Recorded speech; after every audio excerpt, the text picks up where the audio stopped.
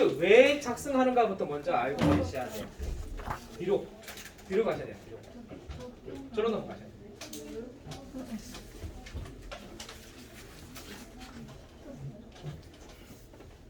자, 보실게요. 요거를 잠시 하기 위해서 요걸 잠깐 한번 넣어보겠습니다.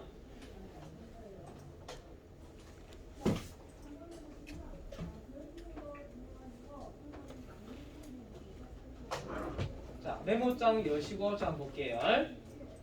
자, 요거는 그냥 메모니까 잘 보세요. 제품을 외상 매출시라고 한번 적어보겠습니다. 공개 어떻게 하는지 아시죠? 차례 외상 매출금 예를 들어 100만 110만 원 잡아주시고 대신에 제품 매출 100만 원 잡아주시고 여기에 뭐가 또 끼어들어요? 부가세 끼어들죠? 부가세 예수금이 10만 원이 들어갑니다. 자, 되셨습니까? 그리고 저번에 잘 들어보세요. 이렇게 외상 매출금이 발생했단 말이죠. 근데 문제는 뭐냐면 이게 나중에 받을 될 날짜에 못 받게 되는 경우가 생기잖아요. 외상 매출금이 대손되면 어떻게 분개하세요? 충당금이 얼만큼 있느냐 없느냐에 따라서 분개가 세 가지 유형으로 나눠져요. 이해가셨어요? 그 분개 유형이 저 뒤쪽에 나와 있습니다. 이거 한번 보세요. 여기 보시면 여기 내용 보시면 아시게 될 거예요. 자, 여기 보시게 되면 자, 실제 대손 유형에 보세요. 과거 대손될 때 첫 번째 거 보세요. 유형이 몇 가지가 있다고요? 세 가지가 있어요. 외상 매출금을 못 받게 되었는데 대손이 되었는데 충당금으로 다 채워 넣었죠. 두 번째 거는 충당금이 부족해서 대손 상각비로 처리했어요. 그죠? 다음 세 번째는 아예 대손 충당금 자리가 없을 경우 세 가지 유형이 있습니다. 아셨죠? 그 세 가지 유형을 생각하면서 잘 보시기 바랍니다. 자, 먼저 다시 이걸 올려서 여기 다시 한번 또 설명드릴게요. 먼저 이게 언제 생기는지를 보셔야 돼요. 자, 제품을 외상으로 매출하면 차변의 외상 매출금 대변의 제품 매출 부가세 예수금으로 분개됩니다. 맞죠? 자, 이 상태에서 나중에 내가 한 달 뒤에 이 외상 매출금을 받게 된다. 한 문제될 건 없어요. 근데 얘를 못 받게 되면 어찌 될까요? 대손 처리해야 되겠죠. 그때 이 외상 매출 어느 변 갈까요? 대변에 가겠죠. 그런데 문제가 생겼어요. 이 부가세 110만 원 속에 모두 포함되어 있어요. 매출 금액도 포함되어 있고 부가세 10%도 포함되어 있죠. 그렇다면 이 부가세 포함되어 있는 금액이죠. 맞습니까? 네. 이 돈을 못 받게 되면 어떤 일이 발생하는 거예요? 부가세. 매출 금액도 못 받게 되고 부가세 금액도 못 받게 되는 거잖아요. 두 가지를 못 받게 되는 결론이 되죠. 그럼 자, 이거 한번 해볼게요. 자, 이렇게 분개를 해봅니다. 자, 이때 여러분들 중간에 자, 날짜를 한번 꼭 굳이 한번 집어넣는다 그러면은 3월 25일이라고 한번 분개를 한번 넣어볼게요. 요 스토리식으로 말씀드리니까 자 보세요. 이렇게 분개를 해두었다가 그러면 3월 31일 날 우리가 부가세 정리를 하죠. 부가세 정리를 해버려요. 부가세 정리는 차분의 부가세 예수금이라고 분개를 하게 되고요. 대변의 부가세 대급금이라고 또 대변의 분개를 하게 될 거예요. 그리고 대변에 뭐라고 분개할까요? 미지급 세금이라고 분개를 하겠죠. 그래서 이렇게 분개가 해서 납부를 할까 아니겠죠? 납부는 언제 할까요, 여러분? 납부는 일단은 4월 25일 날 납부할 거 아니에요. 부가세 납부. 그리고 분개는 어떻게 되냐면 이 미지급 세금은 어느 분에 가게 되고요? 차분에 가게 되고요. 대변에 현금으로 납부했겠죠? 이렇게 예를 들게요. 자, 이 스토리를 좀 이해를 하셔야 이 문제를 풀 수가 있습니다. 자, 이렇게 정리가 되었습니다. 근데 중요한 거는 이 3월 25일이면은 언제 받기로 했냐니까 4월 말경에 받기로 했어요. 다시 말하면 외상대금 회수 날짜는 언제라고요? 4월 말입니다.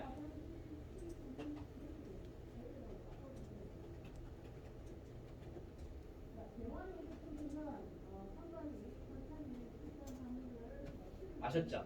그럼 요거 분개하시게 되면은 중요한 거는 요까지 일이 다 끝났죠? 그럼 부가세 납부했겠죠? 그리고 날짜 며칠인가요? 4월 30일 날 되어서 여기는 외상 매출금을 어느 변에 보내주고요? 대변에 보내주고 그리고 차변에 잠깐만요. 여기다가 외상 대금 현금 회수했다면 답이 그냥 차분히 현금 110만 원이다 이렇게 분개하면 끝이 나는 거예요. 여기까지 과정을 이해가시겠어요? 그런데 이렇게 되어버리면 별일이 없단 말이에요. 근데 안타깝지만 여기서 어떤 일이 발생했다고? 외상대금 실제 대손이 되어버린 거예요. 실제로 대손이 되어버리면 이 현금에 대한 금액을 회수화 못하게 되겠죠. 그러니까 회사는 이 현금을 못 받는 대신에 충당금 잔액이 있었을 거 아니에요. 그럼 대손 그냥 충당금 잔액이 없다고 합시다. 대손 삼각비로 110만 원 분개를 해버리는 거예요. 자, 이 분개까지 이해 가시겠어요, 여러분? 여기까지 이해 가시겠어요? 이렇게 분개를 해버리면은 중요한 거는 외상값도 못 받게 되고 모두 앞전에 부가세 납부한 거, 이 부가세 예수금 나 있죠. 요거 여기 가서 납부했을 거 아니에요. 그럼 부가세 납부한 것도 못 받게 되고. 이해 가시겠어요? 다시 말하면 요 외상 매출금 속에 뭐가 포함되어 있어요? 외상값도 포함되어 있고 부가세 10%도 포함되어 있죠. 이걸 돈을 못 받게 된다면 나는 잘 됐어요. 외상 이 부가세 대금 예수금 있죠. 받지도 않은 상태에서 먼저 납부했죠. 요거 이게 제일 중요한 포인트예요. 다시 할게요. 부가세 예수금이 지금 내가 받아야 되는 거잖아요. 뺏어 와야 되잖아요. 뺏어 와가지고 납부해야 되는데 외상으로 했으니까 뺏어 왔기는 왔지만 외상으로 뺏어 왔죠. 근데 외상으로 뺏어 오고 부가세는 납부하고. 그러면 이거 쉽게 말하면 부가세 예수금만큼 생돈을 낸 거잖아요. 생돈을 내고 여기서 회수하면 다행인데 회수하지 못한 상태에서 대손이 되어버렸단 말이에요. 그러면 나는 요 외상 매출금에 대한 100만 원 하고요. 부가세 미리 냈던 것도 못 받게 됐죠. 이중일이 발생합니다. 이럴 때 어차피 대손이 돼가 그 거래처가 망했으니까 못 받는 건 어쩔 수 없지만 내가 부가세 10%만큼 낸 놀이죠. 이거. 요 10만 원 여기서 회수하지 못했잖아요. 그러면 여기서 납부해버렸잖아.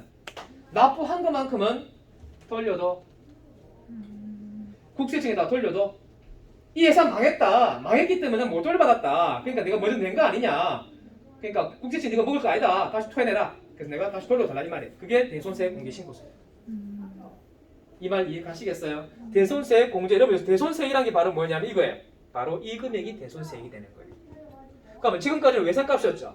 외상값이면 대손이 되어버리면 요 110만 원 속에는 모두 포함되어 있고 부가세가 포함되는데 그 부가세가 매출세액이잖아요. 자, 매출세액을 하지 않고 뭐로 바뀐다? 대손세액으로 바뀌는 거예요. 그러면 대손세액을 구하고자 한다면 이때 이렇게 분개하면 안 되겠죠. 그러면 대손세액 공제를 받는다 말은 무슨 말이냐면 국세청에다 신고하고 내가 앞전에 납부했던 부가세 예수금 요거 돌려도 그럼 내가 납부하는 금에서 빼줘야 되겠죠.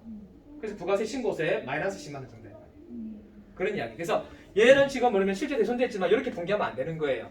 그러니까 여기서 어떻게 좀 해야 될까요? 이게 정확한 분개는 대손세 공제를 받았다. 쉽게 말하면 돌려받았다라고 한다면 분개는 여기다가 곱하기 이렇게 하셔야 됩니다. 요 식을 잘 보셔야 돼요.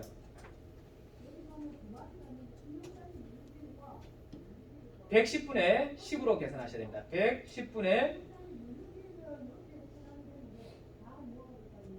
10으로 계산하셔가지고 얘를 10만 원을 계산합니다. 이걸 대손세액이라 이렇게 해야 됩니다.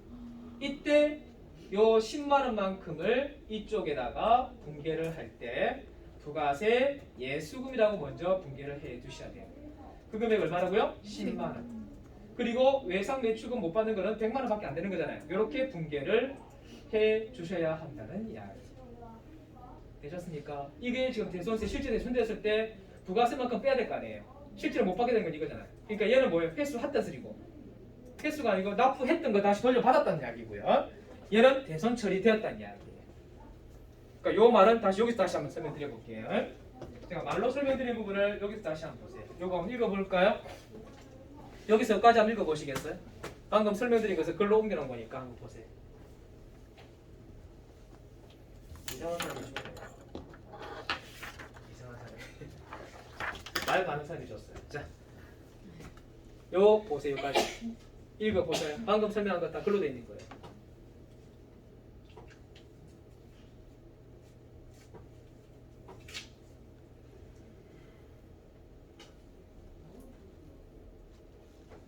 기왕이면 몇 가지 읽어주면 좋고요.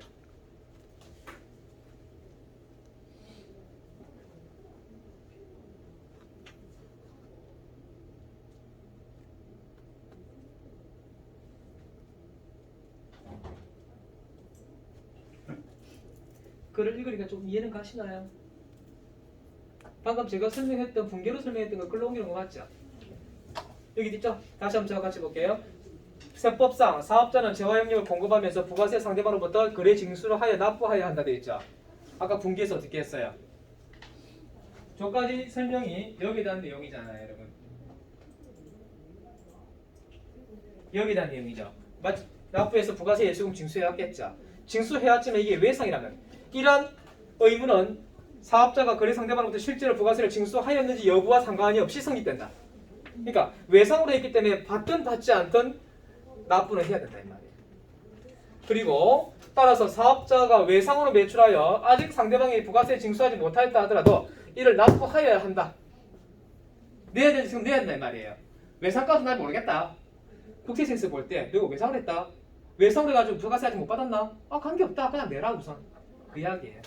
그리고 즉 외상 매출금의 부가세를 신고 기간에 이후에 매출채권을 회수하게 되더라도 사업자는 부가세를 먼저 납부하여야 한다. 이 말 이해가시겠어요? 자, 그 다음 밑으로 보시게 되면 그런데 만약에 거래 상대방이 사망하거나 파산 또는 부도 등의 발생해서 매출채권을 회수할 수 없게 되었다면 사업자는 재화의 공급 대가뿐만 아니라 이 공급 대가가 110만 원이죠. 이해가시겠어요? 공급 대가 110만 원 뿐만 아니라 이미 납부한 부가세도 떼이게 되는 경우에 처하게 된다. 이 말은 무슨 말인지 아시겠죠? 그리고 이런 경우에 대손으로 인하여 회수할 수 없게 된 부가세를 뭘 한다고요? 대손세액이라 한다. 이건 사실은 뭐예요? 부가세 예수금이지 이거. 원래는 부가세 예수금이라 하잖아요. 근데 대손이 되고 난 다음에 10%는 대손세액이라 한다 이 말이죠. 공급자의 입장에서 대손세액은 공급받는 자를 대신해서 미리 부담하는 부가세이다. 따라서 대손이 발생한 세법에 이를 환급해주지 않다면 회수지 못한 매출세액이 부담하게 되는 억울한 상황이 발생할 수 있다. 그리고 세법이 이러한 점을 감안해서 재화 용역을 공급한 후 매출한 후 아셨죠? 매출한 후 대손이 발생하면 그 대손이 확정된 과세기간의 매출세액에서 대손세액을 차감해 주도록 하고 있다 돼 있죠. 이거 밑줄 끊으세요. 매출세액에서 대손세액에서 뭐 한다고요? 차감해 주도록 돼 있다. 이게 바로 뭐였냐면은 부가세 신고서 대손세 가감란이 있었죠. 또 보여드려야 되나요? 대손세 가감란이 있었죠, 여러분. 벌써 그것도 뭐가 급한지 모르겠어. 따라가겠는데요. 아까 80 언제 내갑시다. 요거 이야기하는 거예요. 부가세 신고서 가서 보시게 되면은 요 칸 보이시나요? 요 칸 8번 칸 보이시나요? 요 8번 칸에 제가 마이너스 붙이랬죠. 대손이 되면 마이너스 붙이랬잖아요. 그 마이너스 의미가 뭔지 아시겠죠? 아까 그 단어의 뜻이 그 문장의 뜻인 거예요. 자, 매치를 한번 시켜 보시고요.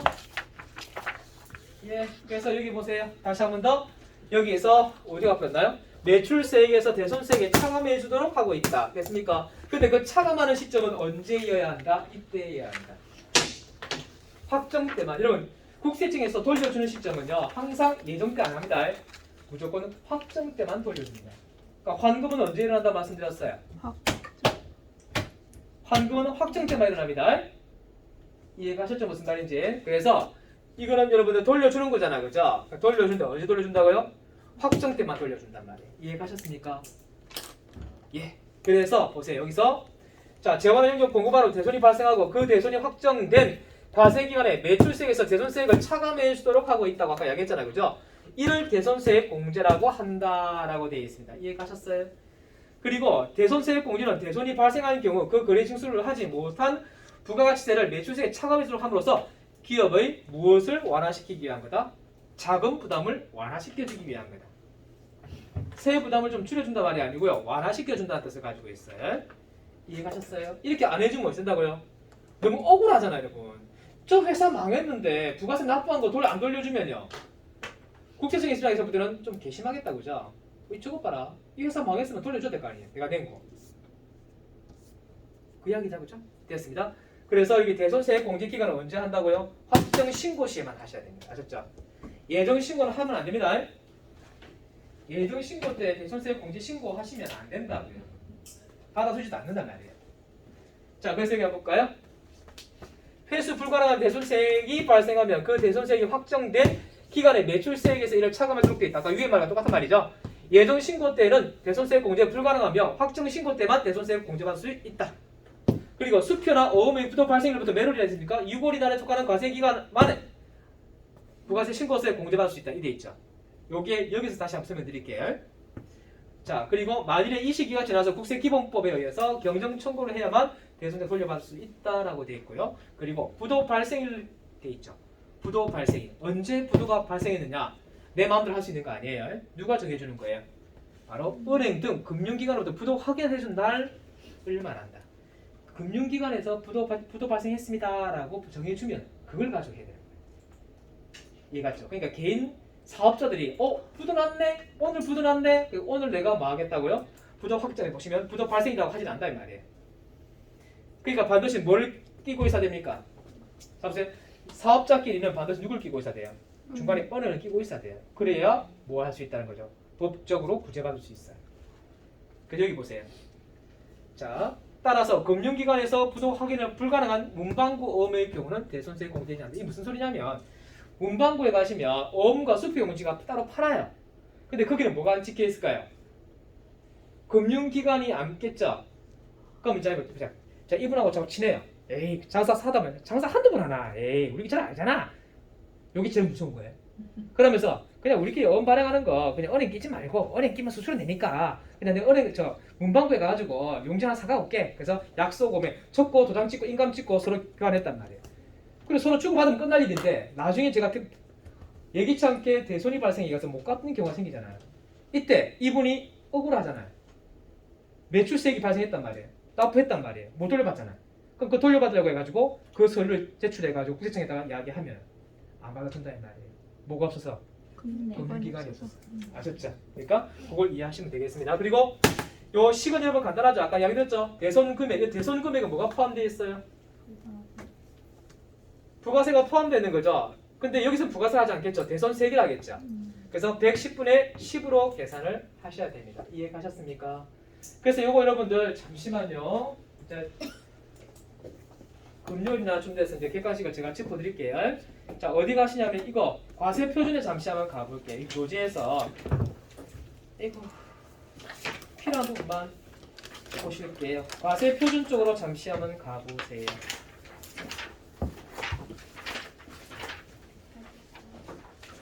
모르겠다. 189쪽인가요? 공부하셨단 말이죠. 189쪽에 맨 아래쪽에 과세 표준에 공제하지 않는 것 돼 있죠, 여러분. 공제하지 않는 거 보니까 대손금 돼 있죠. 그러니까 이 안에 뭐가 포함되어 있어요? 대손세액이 포함되어 있단 말이에요. 그러니까 대손세액은 나중에 따로 빼야 될 거죠. 과세 표준 포함하면 안 되잖아요, 여러분.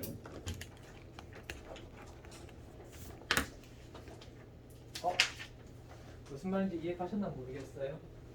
그게 간혹가다 시험에 나오는 경우가 있어서 말씀을 드리는 거니까 잘 다시 한번 말씀드릴게요.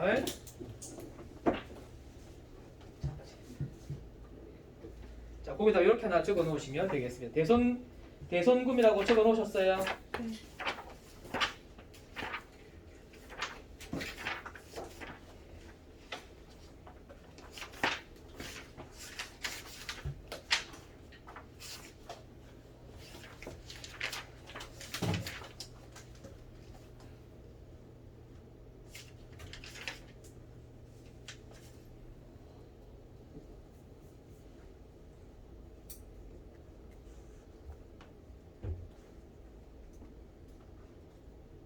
적을 거는 표시가 안 돼 있네.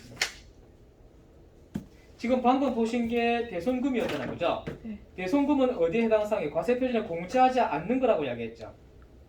그렇죠? 공제하지 않는 거니까 그것만 적어 놓으면 되겠네요. 다른 책에는 나와 있지 않아서. 그러나 대손세액은요, 거기 포함하시면 안 됩니다. 대손세액은 상품 매출금액이 속하는 거 아니잖아요, 여러분. 부가세 해당 사항이잖아요. 제발 무슨 말인지 아시겠죠? 그렇게 이해를 해주셔야 될 것 같아요.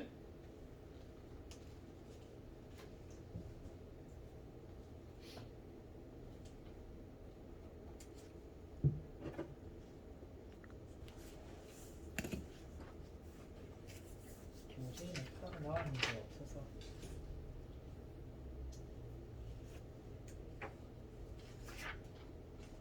자, 그래서 그 부분을 잠깐 한번 제가 짚어드려봤습니다. 자, 다시 한번 보시고요. 자, 그 다음 밑에 봅니다. 요거 10년 꼭 기억하세요. 이거 세법이 바뀐 거거든요. 작년에 바뀌었어요. 옛날 책은 5년으로 잡혀 있거든요. 대손세액 공제는 언제까지 받을 수 있다고요? 공급일로부터 10년이 경과된 날에 속하는 과세기간에 대해서 확정 신고 기한까지 적용할 수 있다. 됐습니까? 자, 예를 들어서 매출채권이 발생한 날짜가 2008년 2월 5일 날일 경우에 얘는 10년이나 있으니까 2018년 1기 확정 신고 기한이니까 2018년 7월 25일까지 대손이 확정되어야 한다 이 말이에요. 아셨죠? 그 이유로는 뭡니까? 세액공제 못 받는다 이 말입니다. 되셨습니까? 요거 10년 나중에 문제 한번 보여드릴게요. 요거 10년 잘 기억해 주시고요. 지금 제일 중요한 포인트가 바로 요거. 그 다음에 요거 부도 발생일 날짜는 은행이 한다는 거. 됐죠? 그리고 확정 신고 때는 한다 안 한다? 해야 된다. 예정 신고 때는 세액공제 못 받습니다. 되셨습니까? 자, 그 다음 여기 보시면 중요한 거는 바로 4번입니다. 이 4번을 좀 신경을 좀 써주셔야 해요. 되셨어요? 자, 4번에 보시면 이거 보고 먼저 하실게요. 여러분. 이거보다 훨씬 더 너무 엄청 많아서 여기 보고 하시면 돼요. 잘 들으셔야 됩니다. 대손 사유가 일어나는 게 있는데 대손세액 공제 요건돼 있죠. 요건에는요. 대손이 확정되는 게 여기 보시면 1번부터 7번까지 나와 있죠. 첫 번째 시험에서는요. 자, 파산 강제 집행이 일어나면 무조건 입력하시면 돼요. 다음 두 번째 사망 실종 행방불명되었으면 못 찾는 거죠 여러분. 그럼 어떻게 하시라고요? 그냥 입력하시면 돼요. 다음 세 번째 회사 정리법에서 회사 정리 계획, 다시 말하면 저기서는 정리 계획이라는 말이 나와 있죠. 요점이 그겁니다. 저 말이 나오면 무조건 입력하시면 돼요. 예. 다음 또 뭐가 있어요? 소멸시효 완성되어 있죠. 급여는 소멸시효가 몇 년이죠 여러분? 정확히 바뀌었나 모르겠네요. 3년. 그러니까 급여 못 받고 3년 지나면요. 소멸시효 완성되면 못 받아버려요. 그러니까 사장한테 어떻게 한다고요? 3년 안에 주세요. 법적으로 어떻게 해결했는데 그놈 못 보면 못 받는다. 소멸시효가 뭔지 아시죠? 자, 얘가 제가 볼게요. 제가 부산은행에다가 한 3천만 원 빚이 있었어요. 그럼 빚이 있으면 채권 소멸시효라는 게 있단 말이에요. 소멸시효가 지나버리면 나 안 갚아도 되는 거예요. 근데 가만히 있겠습니까? 은행 측에서 채권 조심하겠죠? 계속 법적으로 계속 이어가는 거예요. 평생 가는 거예요. 그래서 문 대통령이 취임하자마자 어떻게 했어요? 채권 소멸시효가 완성된 채권에 대해서는 더 이상 추심하지 마라. 채권 불이행자를 위해서 그렇게 만들어줬어요. 그래서 근데 이건 단 얼마 이상인자, 3천만 원 이상인자인가 정확하게 모르겠는데 빚이 신용불량으로 3천만 원 이하로 신용불량 된 사람에 대해서는 채권 소멸시효를 완성시킨 것은 더 이상 추심하지 마라. 그럼 뭐라 말은 탄광하라 이 말이에요. 뭔지 아시겠죠? 그런 게 한번 있었어요. 좋은 거죠. 도덕적 해이죠. 채권자 입장에서는 억울하겠지만, 그렇죠? 자, 여하튼간에 그건 별 중요한 건 아니었고요. 자, 다음 볼게요. 6번 보면 6개월 이상 경과 30만 원 이하의 채권입니다, 여러분. 요거는 별표 치놓으세요. 저거는 조건이 달려있기 때문에 여러분이 저걸 좀 보셔야 됩니다.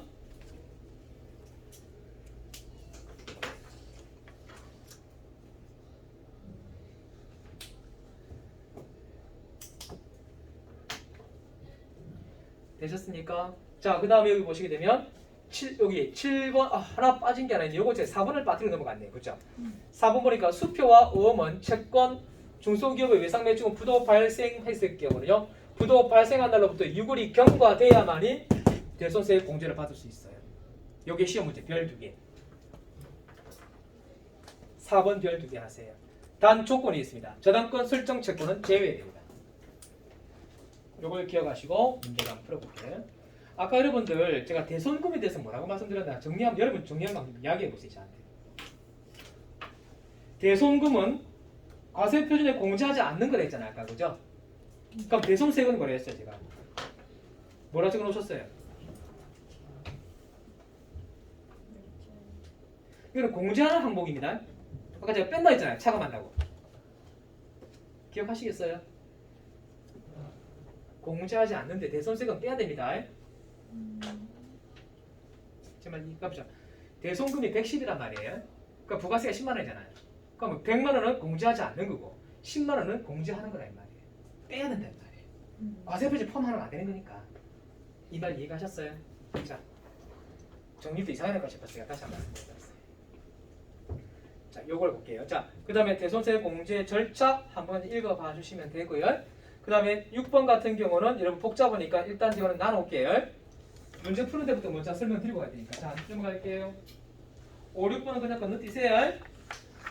7번 문제 보세요. 7번 문제 잠시 보고 넘어갈게요. 보세요. 7번 문제. 이게 제가 방금 설명드렸던 내용이에요. 메모장에 적어둔 게 있었죠? 여기 한번 보세요. 매출세액이 발생할 때 분계가 이렇게 분계된 건 아시겠죠? 근데 부속 서류 작성할 때 대손세 공제 요건을 갖춘 내용만 신청이 입력한다 했잖아요. 그러니까 요건이 된다면은 대손이 발생할 때 차변의 부가세 예수금, 대손상각비 또는 대손충당금, 매출채권, 외상매출금 되겠죠. 아까 제가 이렇게 분계를 해드렸어요. 근데 대손이 발생했다가 대손을 회수하는 경우가 생길 수 있겠죠. 회수할 경우는 어떻게 한다고요? 아까는 마이너스, 지금 뭐라고요? 플러스로 표시해라. 대손세 가감날에 마이너스 표시하지만은 대손세 가감날에 회수했으면 플러스로 표시하는 거예요. 이 두 개가 제일 중요한 거예요. 그리고 분계는 왜 회수했으면 전기의 것을 단기에 회수하느냐, 단기의 것을 단기에 회수하느냐 그 차이 있죠. 그 분계에 대한 설명이 밑에 나와 있는 거. 이건 우리 전에 배웠던 거죠. 생략하실게요. 그럼 여러분 잠시만 보세요. 매출자 입장에서는 대손을 당했잖아요, 여러분. 그러나 매입자 입장이 또 이겠죠. 매입자는 대손을 일으켰죠. 대손을 일으킨 것을 변제 대손 공제 신청서라 이렇게 이야기해요. 이건 거의 시험에 잘 안 나오더라고요. 일단 요거는 빼놓고 갈게. 아셨죠? 이거까지 같이 하면 참 좋은데 이거까지 설명드리면 머리 복잡하니까 하나만 이것만 잘 되시면 돼요. 자, 그래서 밑에 거 생략하고 문제로 바로 넘어갈게요. 문제 입력은 억수로 쉬워요. 이론이 어려워요. 자, 기본 예제 1번 들어가도록 하겠습니다. 되셨습니까? 네. 기본 예제 1번 들어갈게요. 자, 우선 요거 입력하시기 전에 뭘 해야 되냐면요. 이거부터 먼저 보셔야 됩니다. 프로그램을 뭘로 등록하시냐면 8002로 들어가세요. 8002로 들어가셔서 이 문제를 같이 한번 풀어볼 텐데요. 어렵지 않아요. 됐습니까? 자, 8002 있습니까? 설치해놨죠. 자, 시작할게요. 여러분, 여기 답 1번이 여기 답 1번이에요.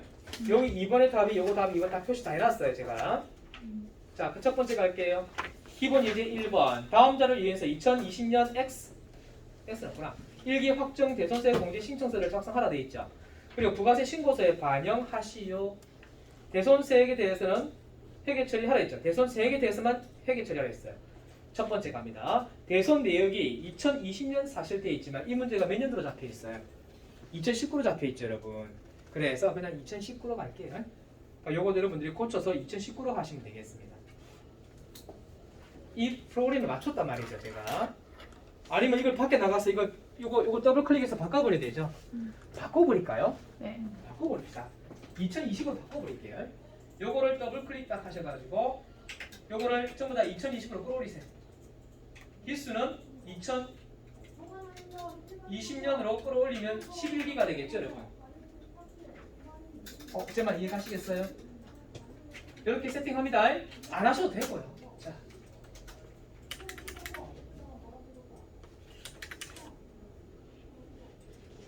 시작 연도가 2020년. 부가세도 2020년입니다. 확인. 바뀌셨습니까? 자, 여기 갈게요. 대손세 공제 신고서로 가주세요. 여기 있습니까? 두 번째. 자, 이거는 분계는 따로 없고요. 입력만 잘 하시면 됩니다. 과세기간 언제예요? 1기 확정 때만 된다고 했습니다. 자, 4월에서부터 6월 날짜로 등록합니다. 되셨습니까? 그리고 날짜 찍으시면 돼요. 2020년 04월 30일 대선이 확정되었잖아요. 그죠? 그리고 대선금은 얼마예요? 33만원 찍으시면 3만원 떨어지죠, 이게? 예? 1에 찍으면 될까요? 안 될까요? 얼마에 얼마를 찍어야 되겠어요? 대손 금액이란 건 아까 뭐라고 말씀드렸나요? 저거를 아신다면 이게 맞는지 틀린지 아실 텐데. 대손 금액이 있으니까 부가세 포함되는 금액이잖아요. 거기에 110분의 10을 해서 3만 원 나온 거란 말이에요. 그러니까 여기다가 30만 원 찍으시면 안 돼요. 이해가시겠습니까? 대손금, 그래서 아까 과세 표준할 때 대손금 설명드렸잖아요. 대손금 중에 뭐가 포함되어 있어요? 대손세액이 포함됐단 말이에요. 이해가셨죠? 그래서 요거를 33만 원 찍으면 자동으로 3만 원 떨어지죠? 자, 그래서 F2번 누르셔가지고 그게 있나 없나 보세요. 경방실비 나옵니까? F2번 경방 안 나오죠? 안 나오면 시험에 나옵니다. 바로 찍으세요. 경방 실업이라고 하셔요. 대손 사유 나오죠? 네. 이거는 뭘로 하면 좋을까요? 파산. 그게 파산돼 있죠? 자, 여기서 잠깐만 여러분 어떤 글 때 조심하냐면 6개월 부도 6개월 돼 있죠? 요거 할 때만 조심하시면 돼요. 얘는 일수 계산 해봐야 됩니다. 좀 더 해볼게요. 얘는 그냥 파산 1번 찍으시면 끝이에요. 1번 하셨어요? 그리고 밑에 내역이 있기는 한데 사실은 이거 다 찍어야 되거든요. 근데 이 문제는 안 나와 있으니까 생략하시면 돼. 자, 이렇게 찍으셨죠? 네. 찍었죠? 여기 얼마 나왔어요? 3만. 3만 원 나왔죠? 근데 부가세 신고서 넘어가면 마이너스 3만 원 돼 있어요. 여기서 플러스로 나오죠? 이건 대손세 공제 받으려고 3만 원 나온 거잖아요. 근데 부가세 신고서에 한번 가볼게요. 잠깐 볼게요. 요거 끝났으면 성무서류 끝나면 당연히 어디 가야 됩니까? 저장 꼭 하시고요. 부가세 신고서 한번 가보세요. 가셨어요? 가서 4월에서 6월 날짜로 찍어 보시라고요. 찍으니까 봐봐요. 여기 마이너스 3만 원 들어와 있는 거 보이죠? 네. 그건 대손세 공제 신고서 작성할 때는 플러스 3만 원 돼 있을 거 아니에요. 그게 부가세 신고서로 넘어오게 되면 마이너스 3만 원으로 이렇게 자동 반영되는 거예요. 근데 만약 회수했으면 대손되었다가 죽은 사람이 다시 살아나가지고 아유 사장님 돈은 못 띵가 먹어가지고 제가 딴 데 가서 돈을 좀 빌려와서 갚겠습니다. 이런 사람 있겠습니까? 없겠습니까? 없겠죠? 근데 그런 사람 있다면 여기다가 플러스 3만 원 회수했으면 대손되었다가 회수했잖아요, 여러분. 이게 대손 우리 앞전에 배울 때 대손에 대해서 공부를 좀 했어야 되는 거예요. 자, 여기 3만 원 마이너스 이것만 기억하세요. 그래서 마이너스 3만 원이에요. 이해가셨죠? 이걸 보고 나중에 또 한번 보여드릴게요. 자, 여기까지 이해가셨죠? 그리고 분기하러 가셔야 돼요. 분기는 뭐만 하라고 했습니까? 요거 닫으시고요. 예 하시고요. 며칠 날짜로 분기하시면 될까요? 4월 30일 날짜로 가시면 되겠습니다. 자, 일반 전표 가실게요. 일반 전표 가셔서 04월 30일 날짜라고 찍으세요. 찍으셨어요? 분기 어떻게 뭐만 분기하라고 했었어요, 아까? 대손. 주어진 조건이 뭐였어요? 대손 3개 됐으면 회계치라고 했죠? 네. 그러니까 여기 한번 보세요. 이 문제에서 대손 세액만 회계치라면 얘는 대손금이잖아요. 대손금. 대손세액이면 얘죠. 그럼 지금 이 문제는 얘가 얼마나 3만 원이죠? 그러니까 분기의 정답은 뭐가 답이 될까요? 그럼? 이렇게 답이 되겠죠. 차분의 부가세 예수금 3만 원 들어가고 대변에 외상 매출금 3만 원 이렇게 들어가야겠죠? 이해가셨습니까? 네. 그래서 어디에다 이렇게 분개를 하셔야 되는 거예요? 일반 대표에. 일반 점표에 가셔서 3번 찍고 부가세 예수금 3만 원. 다행이에요, 여러분. 안 찍어요. 시험출 같은 저거 안 나옵니다. 왜 안 나온다고? 이거 하나인데 3점짜리래. 작성이 3점인데 분기까지 하면 6점 되겠죠. 배점이 안 맞아요. 그래서 작성은 안 나와요. 다시 말하면 작성은 나오는데 분기가 안 나와요. 요거 되셨습니까? 그 다음에 밑에 거는 생략. 기본 이제 2번은 생략할게요. 자, 실제 기출문제를 봐야 될 거 아니겠어요? 그죠? 여기 그림 다 그려놨죠, 제가? 그려놨죠?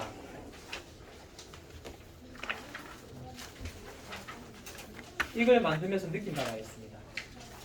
책 만드는 건 장난 아니구나. 자, 4페이지 일단은 여러분들 거기 설명드릴게요. 4페이지는 작성을 하지 않은 대신에 글로 내는 것만 하겠습니다. 문제 1번을 보세요.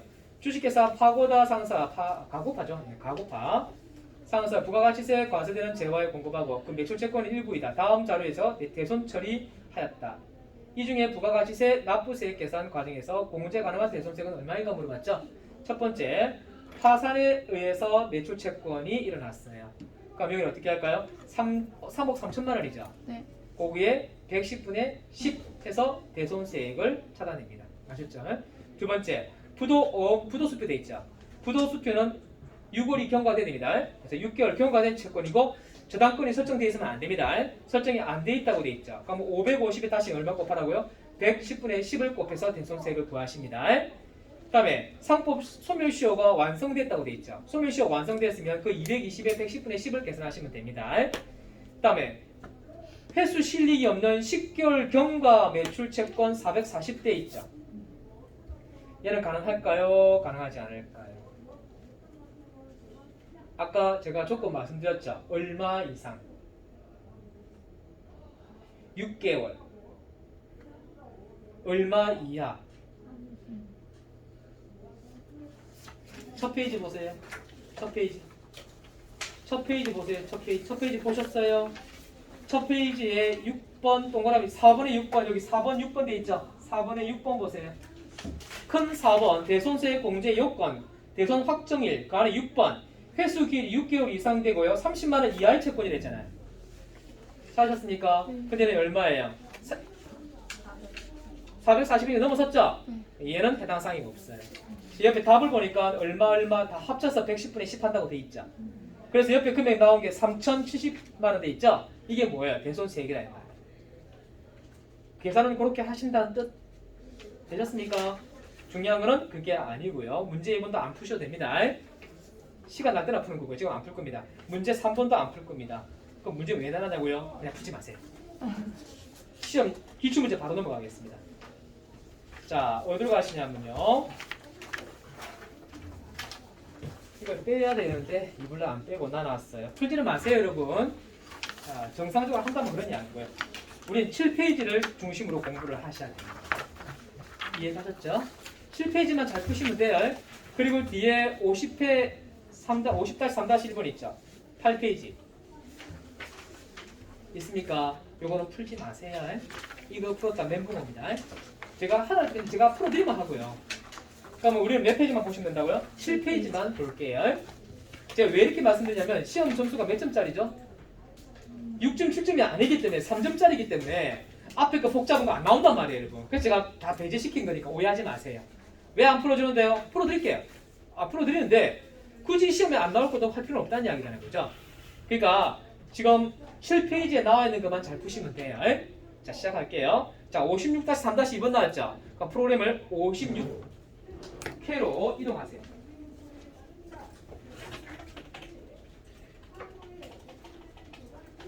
자, 2056으로 들어갑니다. 경빈 맞습니까? 네. 자, 이 문제는 여러분들 우리 전에 신용카드 매출정도 수령명세서 있었죠? 수령명세서 그거 선별했잖아요, 여러분. 간이가세 안 돼, 면세사업자 안 돼, 세금계약서 발급된 것도 수취된 것도 안 돼, 그죠? 그리고 뭐예요? 입장권 안 돼. 요것도 선별합니다. 자, 잘 들어보시죠. 이게 이 세 개가 굉장히 중요한 건수를 가지고 있기 때문에 요 세 개만 잘 풀면 문제 푸는데 큰 지장 없어요. 자, 갑니다. 다음 자료 이용해서 2013년 제2 2013년도입니다. 이거 제2기 확정분 대손세 공제 신고서를 작성하라 되어 있습니다. 먼저 10월 5일 날짜가 되는지 안 되는지 확인하셔야 돼요. 답은 밑에 있으니까 보지 마시고. 10월 5일 날 외상 매출금 110만 원 돼 있죠.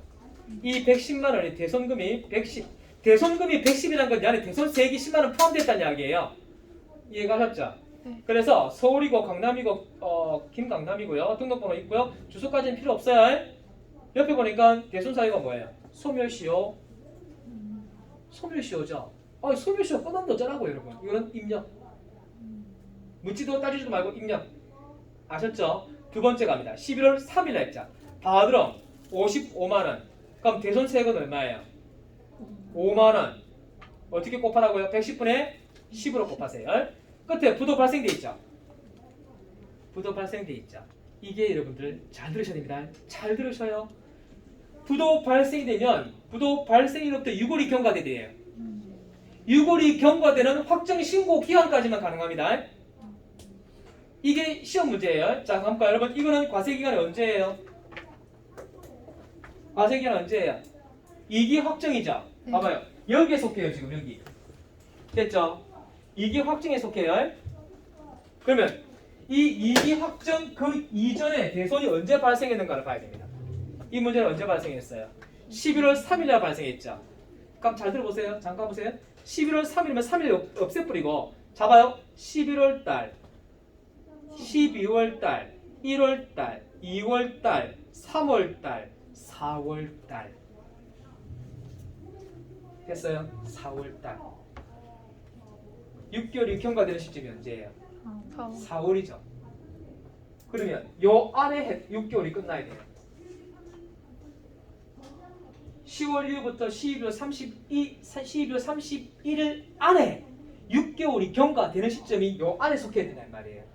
근데 얘는 이미 벌써 4월달로 넘어섰죠? 네. 여기서 6개월이 됐잖아요. 6개월 그죠? 그러면 얘는요 대손세 공제를 지금 못 받고 언제 가서 받으셔야 돼요?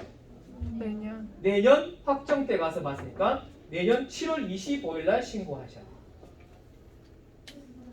11월 3일 날짜 있죠 이거? 이거는 언제 신고한다고요? 내년이 아니구나.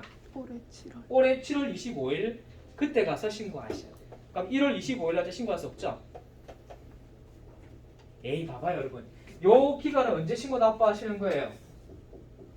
1월 25일 날 신고할 거 아니에요. 그죠? 근데 요 안에 6개월이 끝났으면은 요때 신고하면 될 텐데 언제 끝났어요? 4월에 가서 이게 6개월이 경과됐잖아요. 그죠? 그러면 7월 25일 가서 신고하셔야 되는 거예요. 대손세 공제를 받을 수 있다는 말이에요. 그러니까 이제 넣을 수 없어요, 여러분. 아셨죠? 못 넣는 이유 아셔야 됩니다. 다음 밑에 12월 1일 날짜 되어 있으니까 12월 1일 날짜 장기 대여금이라 되어 있죠. 채권은 맞아요. 근데 밑에 해설을 읽어보세요. 장기 대여금. 재화 및 용역의 공급과 관련이 없는 채권에 대해서는 대손세 공제를 인정하지 않습니다. 이게 무슨 소리일까요? 상품을 매입하고 상품을 매출할 때나 제품을 매출하게 되면 외상 매출금이나 받음이 발생하죠. 근데 이걸 다시 말하면 일반적인 상거래일 경우에는 인정을 해주지만 일반적인 상거래가 아닌 경우, 다시 말하면 재화 및 용역의 공급이 일어나지 않았을 때는 대손세 공제 요건이 인정받지 않습니다. 아까 받으름이었잖아요, 여러분. 여러분 받으름이란 붕괴는 언제 할 수 있어요? 상품을 매출할 때 받으름 생기잖아요. 근데 비품 팔고 어음 받으면 뭐라 붕괴하셔야 돼요? 미수금이라 붕괴하잖아요. 해당 사항 있다 없다? 없다. 꼭 기억하세요. 재화 및 용역의 공급과 관련이 있어야 됩니다. 관련이 없는 것은 넣을 수 없어요. 그러면 이 세 개 중에서 한 개만 입력하셔야 되겠죠. 그럼 하나만 입력해 볼게요. 자, 갑니다. 어렵진 않죠, 여러분? 내용이 많아서 그렇지 한번 입력해보면 어려운 건 없어요. 자, 여기 갑니다. 부가가치 가시고요. 부가세 신고서 아니 대손세 공제 신고서 들어가고요. 과세기간 찍어주세요. 언제부터 언제까지예요? 10월. 10월에서부터 12월 찍으셨어요? 그 다음 대손 확정일은 언제로 잡혀 있어요? 대손일이 10월 5일 돼 있죠? 예. 여기다가 2000 위에 보세요. 회계기간이 언제예요? 2013년이죠, 여러분. 이해가시겠어요? 이 기출 문제는 2013년 기출 문제입니다. 2013년 10월 05일 날짜 대손 금액은 110만 원 찍으셔야 돼요. 그럼 대손금 10만 원 떨어지죠? F2번 딱 눌러주시고요. 거래처가 어디예요? 서울. 대손 사유 뭐였죠? 소멸시효 완성이니까 몇 번이에요? 6번. 끝. 밑에 다 나오잖아요. 이렇게 하면 몇 점 먹는 거예요? 3점. 이해가셨습니까? 예? 요거 찍고 난 다음에 부가세 신고서 가면 어떻게 되어 있을까요? 그렇죠. 마이너스 10만 원 떠 있겠죠. 제 말 이해하시겠습니까? 그런데 잠깐만 여러분. 만약에 이걸 회수했다면 어떻게 할까요? 회수했으면. 요 밑에 한번 적어볼게요, 여러분. 답은 아니죠. 요거 하나, 이게 답이에요. 근데 만약에 회수는 어떻게 나오면 이렇게 하셔야 돼요. 보세요. 만약에 요즘 110만 원을 회수했다.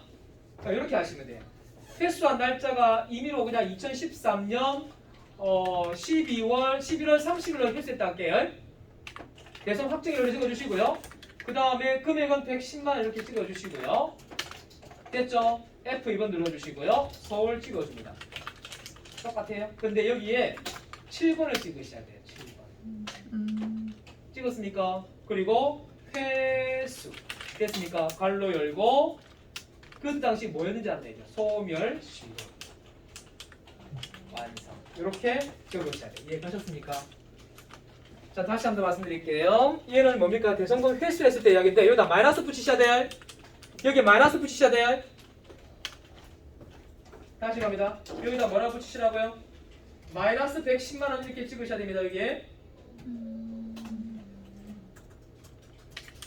이해가셨죠? 되셨습니까? 자, 그러면 잠시만 여러분. 요 플러스 110 찍을 때는 부가세 신고서에 마이너스 10으로 되겠죠. 그러니까 요거 삭제 한번 해보세요. 요거 삭제하고 플러스를 위에 그 첫 번째 거 마이너스 안 돼 있는 거 있잖아요. 요거 삭제하세요. 요거를 삭제를 딱 해버리세요. 했죠? 그럼 이 문제는 마이너스 떴잖아요. 여러분. 여기 마이너스 10만 원 떠 있죠? 네. 요렇게 해놓고 부가세 신고서 넘어가 보세요. 부가세 신고서 넘어가면 어떻게 나오는지 한번 보세요.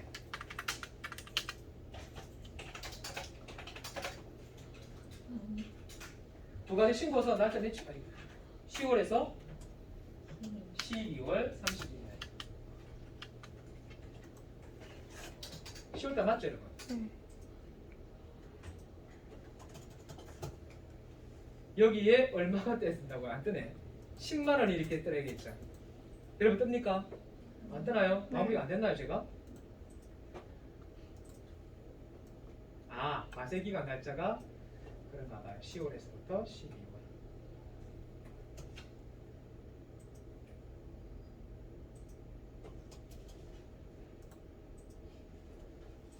11월 30일 날짜 똑같은데 마이너스 주고 똑같이 했는데요. 마이너스 10만 원 저장을 한번 다시 해볼게요. 찍으면 부가세 신고서에 자동으로 이렇게 원래 떠야 되는 게 맞아요. 근데 지금 많이 안 뜨네요. 안 뜨죠?